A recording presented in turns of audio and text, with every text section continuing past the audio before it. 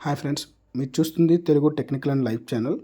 ఈ కల్తీ పాలు కారణంగా చాలామంది చాలా ఇబ్బందులు పడుతున్నారని రాజమండ్రిలో కానీ, లేదంటే రాజమండ్రి తర్వాత వైజాగ్, కాకినాడ, ఇంకా హైదరాబాద్ ఇలా కొన్ని కొన్ని సిటీల్లో కల్తీ పాలు అయితే తాగడం అయితే జరిగింది. దానివల్ల ఇబ్బందులు కూడా చాలామంది పడుతున్నారని మీరు చూస్తూనే ఉంటారు వీడియోలు.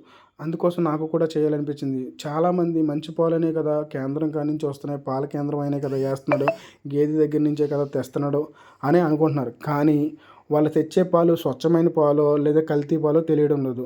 ఆ పాలు వచ్చినప్పుడు జాగ్రత్తగా మీరు పరిశీలించి చూడాలని ఆశపడుతున్నాను. ఏమీ లేదు, నున్నగా ఉన్న పైనుంచి ఎత్తుగా ఉన్న దగ్గర నుంచి కిందకి ఆ పాలు డ్రాప్స్ కిందకి వేసినప్పుడు ఆ పాలు వైట్ కలర్లో ఉంటాయి ఒరిజినల్.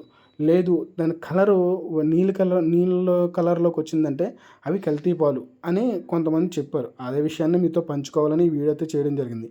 ఆ పాలు తాగిన వ్యక్తులు జీర్ణ వ్యవస్థ, దీర్ఘకాలిక వ్యాధులతో రోగనిరోధక శక్తి తగ్గిపోవడం వల్ల ఇబ్బందులు పడుతున్నారు. అందుకని ఈ వీడియో తీయడం అయితే జరిగింది ఫ్రెండ్స్.